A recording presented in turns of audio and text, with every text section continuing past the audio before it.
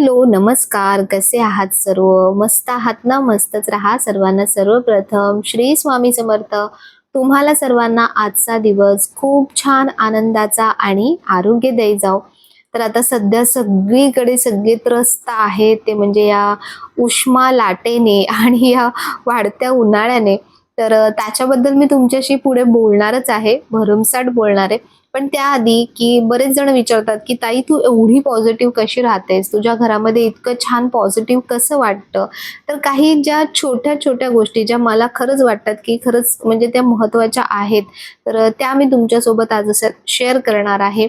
आणि बघा आता हे जे मनी प्लांट्स आहेत, हे पण तुम्ही विचारता, की इतके बुशी कसे होतात? असे सगळ्या महिन्यांमध्ये इतके फ्रेश कसे दिसतात?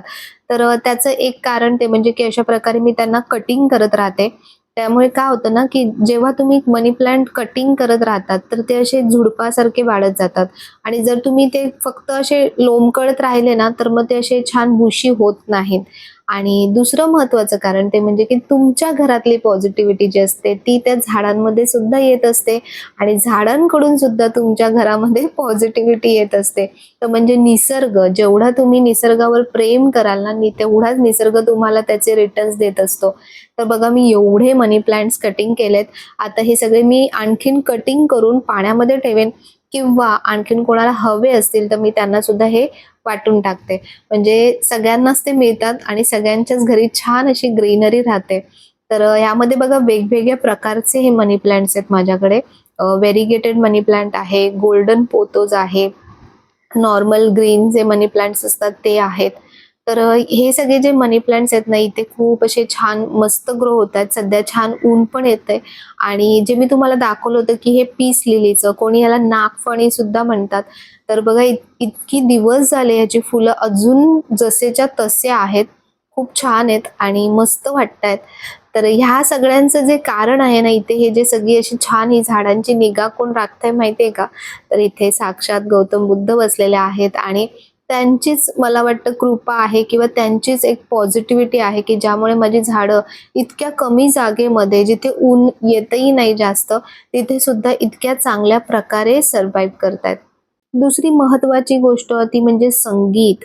तुम्ही संगीत जसं ऐकता ना, तसं तुमच्या मनावर आणि बुद्धीवर त्याचा खूप वेगळाच परिणाम होत असतो. माझ्याकडे घरामध्ये सकाळ, संध्याकाळ छान असं नामस्मरण, भजन, देवाचे भरपूर गाणी, स्वामींची भरपूर गाणी अशी दिवसभर चालू असतात. मंत्र, स्तोत्र.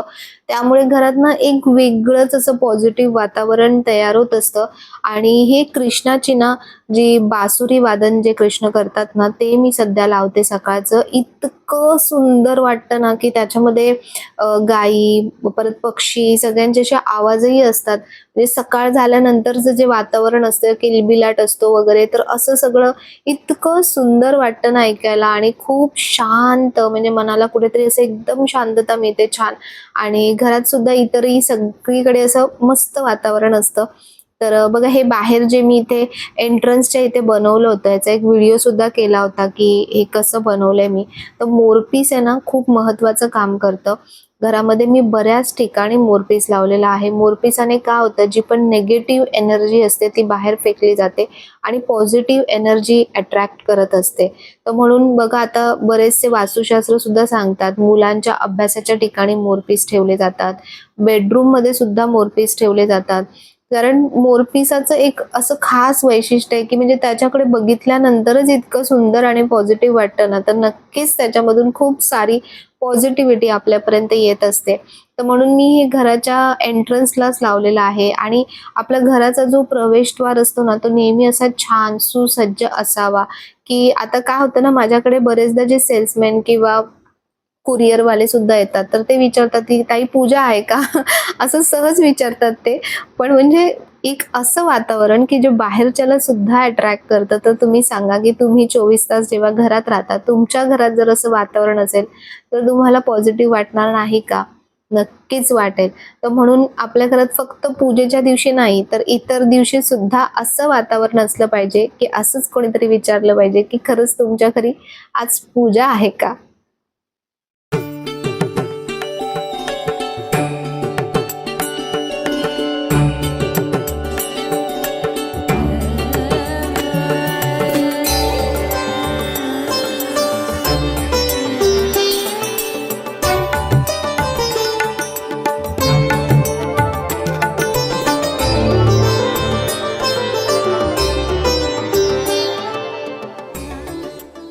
आणखीन एक घरातल्या पॉझिटिव्हिटीसाठी सर्वात महत्त्वाची गोष्ट ती म्हणजे साफसफाई. तुमच्या घरात साफसफाई असणं, रोजची साफसफाई असणं खूप महत्त्वाचं असतं. घरात जाळी, जळमटं हे कधीच लागून देऊ नका. घरामध्ये जिथेही तुम्हाला धूळ दिसते, खूप अडगळीचं सामान दिसतंय, ते वेळोवेळी घराच्या बाहेर काढा. तर या टॉपिकवर मी आणखीन पुढे बोलणारच आहे. पण त्याआधी आज मी छान बनवला होता तो म्हणजे आलू पराठा. कारण आता मुलं घरी आहेत, तर त्यांची काही ना काही फर्माईश चालू असतेच. तर इन्स्टंट पटकन असा आलू पराठा कसा बनवायचा आणि काय-काय टिप्स फॉलो करायच्या त्या मी तुम्हाला सांगते. त्यासाठी गव्हाचंच पीठ घेतलंय, त्यामध्ये थोडंसं मीठ आणि हळद घातली आणि बटाटे सर्वात महत्त्वाची गोष्ट अशा प्रकारे शिजवायचे म्हणजे अजिबात भांड्यामध्ये पाणी ठेवायचं नाही. कुकरमध्ये पाणी ठेवायचं आणि असेच बटाटे शिजवायचे. आता हे थोडा वेळ मुरू देते. तर पराठ्यांचं काम करून ठेवलंय बेसिक काम. तोपर्यंत आज होता काल म्हणजे हा कालचा व्हिडिओ आहे. तर काल होता गुरुवार. तर अशी देवाची छान व्यवस्थित पूजा झाली मस्त. आणि मला सांगा जर अशी पूजा होत असेल घरामध्ये, असं जर वातावरण असेल तर का पॉझिटिव्हिटी येणार नाही? तुमच्या घरामध्ये रोजच्या रोज सकाळ संध्याकाळ देवांची अशी छान पूजा झाली पाहिजे. मंत्रस्तोत्रांचं पठण झालं पाहिजे. अगरबत्ती, धूप, दीप याने घरामध्ये खूप छान पॉझिटिव्हिटी येते. तुम्हाला जमत असेल तर घरात सकाळ संध्याकाळ तुपाचा दिवा लावत जा. तुपाचा दिवा जाळत जा. त्यामुळे काय होतं ना, खूप सारी पॉझिटिव्हिटी अट्रॅक्ट होते. निगेटिव्हिटी घराच्या बाहेर जाते आणि देव किंवा देवघर हे एकच असं ठिकाण आहे तिथे तुम्हाला शांतता मिळते. तर पूजा झाल्यानंतर आता पुन्हा माझी तयारी सुरू झाली. आपला जो आलू पराठा आहे त्याची बनवायची. तर बटाटा बघा असा मस्त शिजतो. तुम्हाला वाटेल की बटाटा असाच कसा शिजेल? तर बघा असा खूप छान शिजतो, पण अजून पूर्णपणे बारीक झालेला नाहीये. याच्यामध्ये मी तिखट टाकते, हळद टाकते, थोडासा गरम मसालाही घातलाय. तुम्ही याच्यामध्ये जी आपली म्हणजे हिरवी मिरची असते ती सुद्धा बारीक करून घालू शकता. यामध्ये मी कुठलीही अद्रक लसूण पेस्ट वगैरे घालत नाही. खूप जास्त वस्तू घालू नका की ज्यामुळे त्याला पाणी सुटायला सुरुवात होईल. जेवढं तुम्ही मोकळं ठेवाल ना तेवढा तुमचा पराठा एकदम परफेक्ट बनतो. आता यामध्ये मी चवीनुसार मीठ घातलं आणि थोडीशी आमचूर पावडर घातली, ज्यामुळे याला खूप छान चव येते.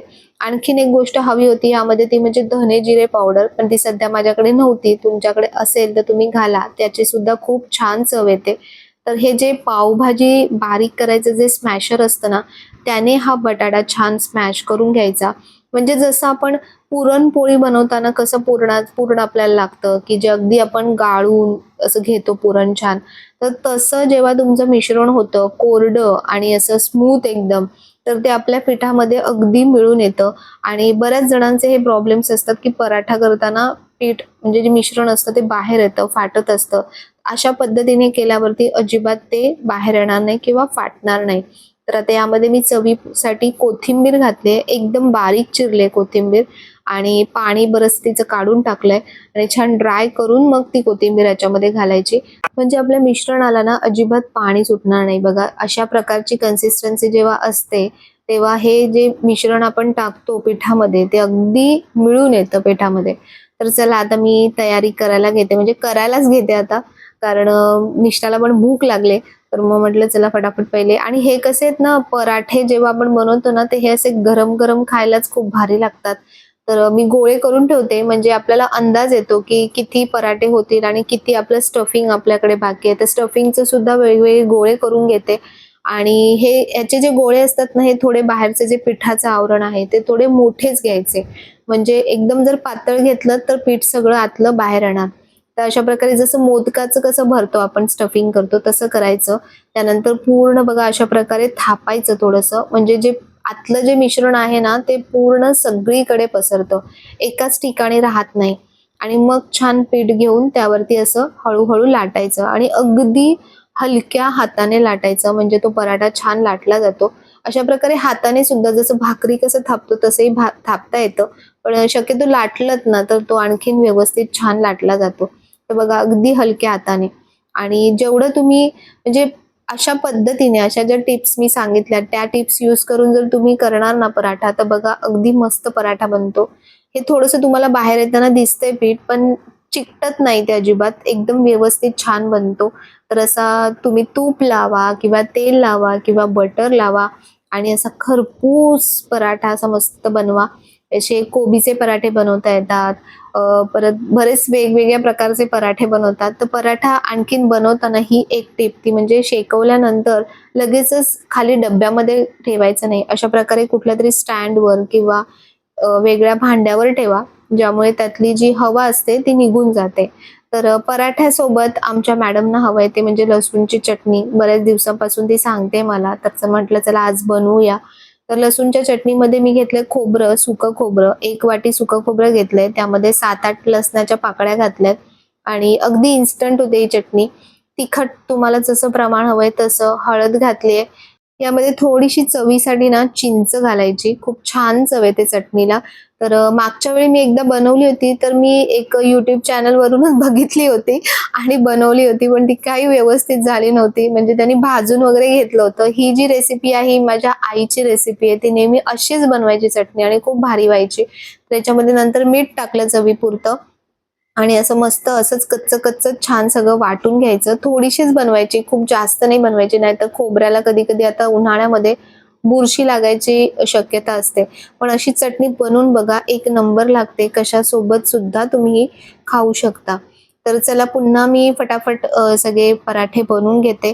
नाश्त्यासाठी एकदम परफेक्ट अशी ही डिश आहे पराठ्यांची आणि याने छान पोटही भरतं व्यवस्थित आणि आपल्या जिभेचे पण चोचले पूर्ण होतात. तर मुलांना आता सुट्टी आहे, तर त्यांना काही ना काही नवीन-नवीन वेगवेगळं हवं असतं. तर निष्ठाचं असं असतं, की तिला एकटं खायचं नसतं. आता ह्या ज्या गोष्टी आहेत त्या गरम-गरम छान लागतात. तर मी तिच्यासाठी एक गरम-गरम बनवला होता. पण तिचं नेहमी असतं, की "तू पण माझ्यासोबत खा." आणि म्हणून मग शेवटी मला सगळे पराठे बनवून घ्यायला लागले आणि त्याच्यानंतर मग दोघींनी आम्ही बसून मस्त ते पराठ्यांची छान चव घेतली आणि खरंच खूप मस्त झाले होते. तुम्ही बनवून बघा, खूप छान होतात. तर मी आज फक्त तेलच वापरते. मी तुपाचा वापर करत नाहीये. एक तर तेल वापरायचं नाही तर एक तर तूप वापरायचं. दोन्ही गोष्टी एकत्र करायच्या नाही. तर बघा असं छान लेयर सुटतोय बघा पराठ्याला आणि असा मस्त असा तेलावरती छान खरपूस भाजून घ्यायचा आणि छान अशी पराठ्यांची चव घ्यायची. भारी लागते. आता सुट्ट्यांमध्ये मुलांना तुम्ही असंच काही ना काही मस्त नाश्त्यासाठी किंवा जेवणासाठी नक्की करा. मुलं पण खुश होऊन जातील. तर असा गरम-गरम पराठा, चटणी, दही याच्यासोबत अगदी, अगदी मस्त लागतो.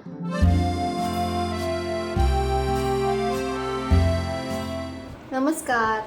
तर अशा छोट्या-छोट्या गोष्टी करून आपण घरामध्ये पॉझिटिव्हिटी आणू शकतो, पॉझिटिव्हिटी ठेवू शकतो आणि ही पॉझिटिव्हिटी म्हणजे काय कुठली वस्तू नाही आहे. ही एक भावना आहे, ही एक फीलिंग आहे, की तिला जिवंत ठेवणं हे आपलं काम आहे.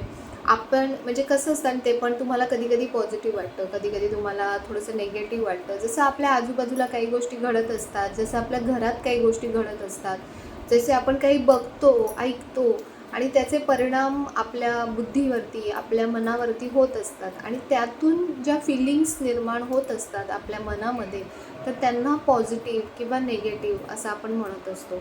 तर पॉझिटिव्हिटी म्हणजे एकंदर की तुम्ही स्वतःलाच आपल्याला ते सारखं आपल्याला सांगायचं असतं आणि सारखं समजवायचं असतं की मला पॉझिटिव्ह राहायचं आहे, मला निगेटिव्हिटीपासून लांब राहायचं आहे. तर लांब राहायचं आहे म्हणजे काय? तर तुम्हाला पॉझिटिव्ह राहायचं आहे. तर अशा काही-काही छोट्या-छोट्या गोष्टी करून आपण आपल्या घरामध्ये नेहमी पॉझिटिव्हिटी ठेवत राहायची आणि त्याच्यासाठी सगळ्यात महत्त्वाची गोष्ट की तुम्ही नेहमी चांगलं काहीतरी ऐकत जा, चांगलं वाचत जा, चांगलं विचार करत जा, चांगल्या लोकांच्या संगतीमध्ये राहत जा.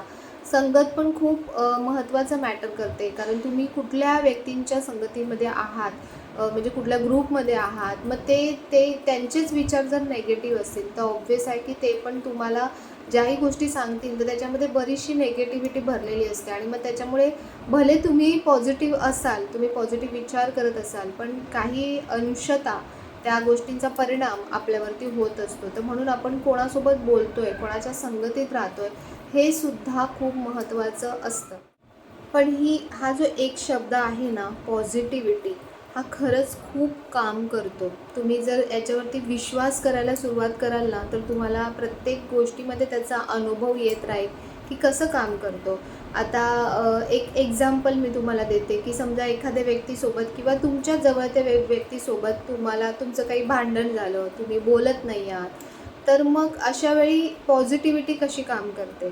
तर तुमच्यामध्ये जी पॉझिटिव्हिटी जनरेट होत असते ना, तर तुमचे जे विचार, त्या व्यक्तीबद्दलचे विचार, की त्यांनी असं नाही केलं पाहिजे, त्यांनी असं नाही वागलं पाहिजे, त्यांनी असं नाही बोललं पाहिजे, तुमच्यामधली जी पॉझिटिव्हिटी असते ना, त्या त्या व्हायब्रेशन्सचा त्या व्यक्तींवरती परिणाम होत असतो.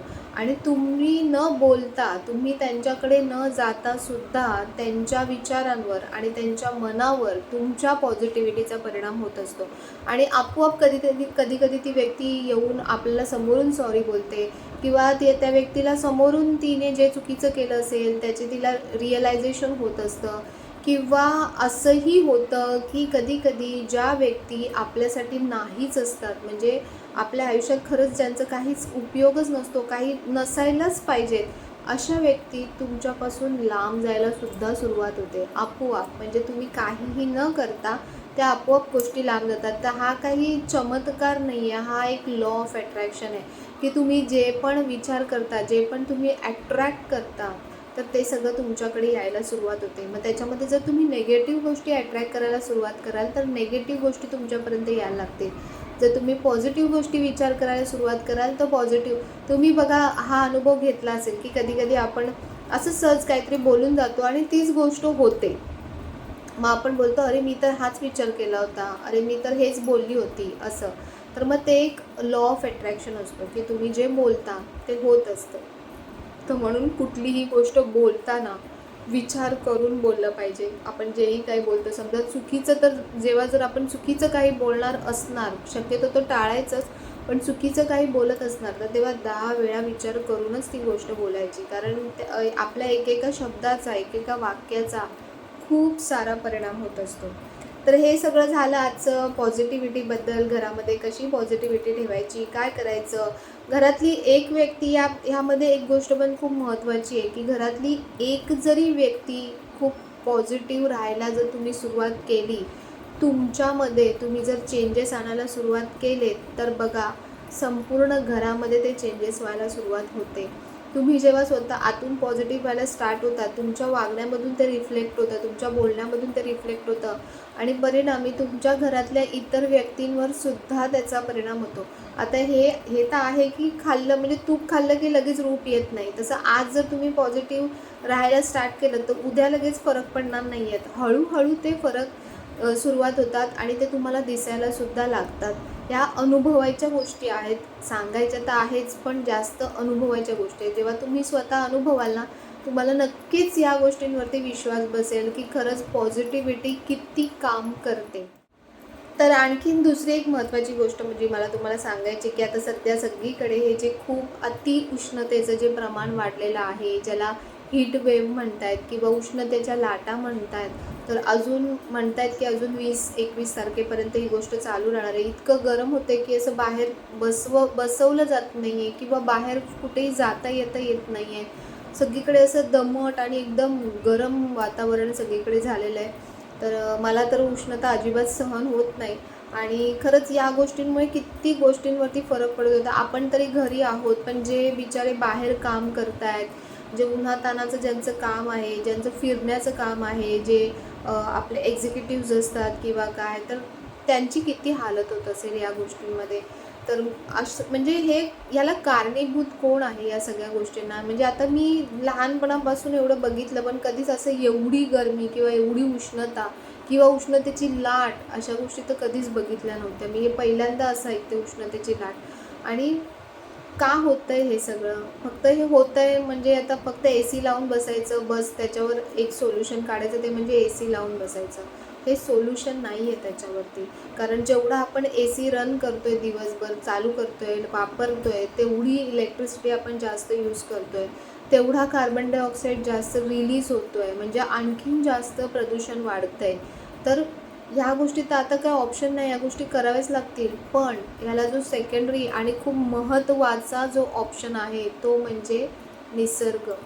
जेवढी तुम्ही निसर्गाची हानी करत जाल, आता मला हेच कळत नाही आहे की आपण डेव्हलप करतोय म्हणजे नक्की काय करतोय? आपण प्रगती करतोय का आपण अधोगती करतोय? हे कुठेतरी समजलं पाहिजे, कुठेतरी थांबलं पाहिजे. आता मी जिथे ज्या एरियामध्ये राहते, लहानपणापासून मी इथे राहते. अक्षरशः म्हणजे दुसरीत असल्यापासून मी इथे राहते, दुसऱ्या इयत्तेपासून.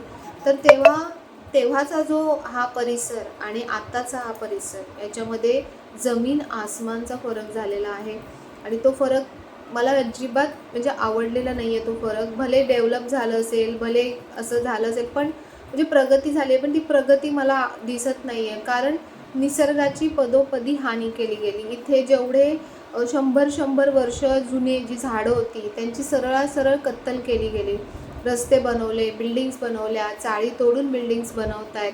जिथे 10 लोकं राहत होते आज तिथे 100 लोकं राहत आहेत. पाण्याचा सोर्स, पाण्याचा सगळीकडे प्रॉब्लेम होतोय त्याच्यामुळे. एवढे मोठे मोठे टॉवर बनवतात, त्याच्यामध्ये पाण्याची सोय नसते धडाची. मग काय उपयोग अशा प्रगतीचा? मला हेच कळत नाही की जिथे तुम्ही उलट एक झाड तोडतात ना, तिथे तुम्ही 10 झाडं लावले पाहिजे. तरच त्या गोष्टींचा म्हणजे तरच मी म्हणू शकेन की खऱ्या अर्थाने आपण प्रगती करतोय. आपण फक्त आणि फक्त निसर्गाची हानी करतोय आणि फक्त कुठून पैसा कमवता येईल, कुठून काय करता येईल, सगळीकडे काँक्रिटीकरण आणि सिमेंटचं सगळीकडे बिल्डिंगच बिल्डिंग दिसतात. आता मी एकदा टेरेसवर जाऊन बघितलं ना, तर जो एरिया पहिले मला हिरवागार दिसायचा ना, तिथे सगळीकडे बिल्डिंगच दिसतात. आणि खरंच मला कुठेतरी या गोष्टीचं खूप वाईट वाटतं की नको आपण नाही करायचं. कारण दिसतंय आपल्याला याचे परिणाम आत्ताच दिसत आहेत. आणि तुम्ही विचार करा, आपण आपल्या मुलांसाठी आपण एवढ्या सगळ्या गोष्टींचा विचार करतोय, त्यांच्या फ्युचरचा, त्यांच्या सेविंग्सचा, सगळ्या गोष्टींचा विचार करतोय. पण उद्या जर त्यांचा जीवच सुरक्षित नसेल आणि तो पण कोणा तिसऱ्या व्यक्तीमुळे नाही तर आपल्यामुळेच. कारण आज ज्या झाडांचा, ज्या निसर्गाचा ऱ्हास होतोय त्याचा परिणाम निश्चितच पुढच्या पिढींना भोगावा लागणार आहे. आणि तसं नको व्हायला म्हणून मी तरी सगळ्यांना विनंती करते की खरंच सगळ्यांनी निसर्गाकडे लक्ष द्या. निसर्गाची हानी करू नका. पैसा तर मिळतोच आहे आपल्याला, पण त्याचा कुठेतरी चांगला पण वापर केला पाहिजे. झाडं लावा, जितकी तुम्हाला जमतात ना तितकी झाडं लावा. कारण जितकी जास्त आता कोरोनामध्ये आपण एवढं मोठं म्हणजे उदाहरण बघितलं की किती निसर्गाने तेव्हा मदत केली. ऑक्सिजन नसता तर काय झालं असतं सर्वांचं. एका ऑक्सिजनमुळे किती सारे जीव गेले. तर मग एवढं जर म्हणजे एवढं निसर्ग आपल्याला दाखवतोय तरी जर आपले डोळे उघडत नसतील तर आपल्यासारखी मूर्ख हे आपणच, असंच मला म्हणावं लागेल. तर म्हणून प्लीज, आणि फक्त हे एकाचं काम नाही आहे, पण मी तर ही गोष्ट करेनच. आता जेव्हा पावसाळा सुरू होईल ना तेव्हा सर्वांनी ह्यावेळी प्रयत्न करूया की आपण जास्तीत जास्त झाडं लावू शकतो. कारण पावसाळ्यात बघा झाडांना सारखं तुम्हाला पाणी द्यायची गरज लागणार नाही. आपोआप झाडं वाढतात. फक्त आपल्याला झाडं लावायचे आहेत. पावसाळा सुरू व्हायच्या आधी झाडं लावायचे आहेत. पाणी मिळतं, त्यांची मुळं घट्ट होतात आणि ते झाडं छान वाढतात. तर जिथेही तुम्हाला वाटतंय की खूप ओसाड परिसर आहे, दुसऱ्या कोणाची वाट बघत बसू नका. तुम्ही स्वतः या उपक्रमाला सुरुवात करा. आज नाही म्हणजे पुढे नंतर करू किंवा दुसरं कोणी करेल ह्याचा विचार करण्यापेक्षा मीच करेन. माझ्या पुढच्या पिढीसाठी मला या गोष्टी किंवा आपल्या सगळ्यांसाठी, समाजासाठी या गोष्टी खूप महत्त्वाच्या आहेत. फक्त आपल्याला इथे कसं तरी वाटतंय, कंटाळा येतोय म्हणून कुठेतरी नैसर्गिक ठिकाणी जाण्यापेक्षा तुमचं जे ठिकाण आहे त्याला जर तुम्ही चांगलं बनवलं तर तुम्हाला आणखीन 10 ठिकाणी जायची गरजच लागणार नाही आणि सगळ्यांचं आरोग्यसुद्धा चांगलं राहील. तर म्हणून माझी खूप मनापासून ही रिक्वेस्ट आहे की ह्यावेळी पावसाळा सुरू व्हायच्या आधी आपण हा उपक्रम करणार आहोत. आणि मी तर करणार आहे. तुम्ही पण माझ्यासोबत असाल तर नक्कीच मला कमेंटमध्ये सांगा. आपण छान काहीतरी प्लॅन करूया या बाबतीमध्ये की आपण कसं निसर्गाचं संवर्धन कसं करू शकतो किंवा आणखीन काय छान छान निसर्गासाठी करू शकतो. तर आता जर आपण केलं ना तर आपलं बघून आपले मुलंसुद्धा या गोष्टी शिकतील आणि त्यांनासुद्धा निसर्गाची काळजी कशी घ्यायची.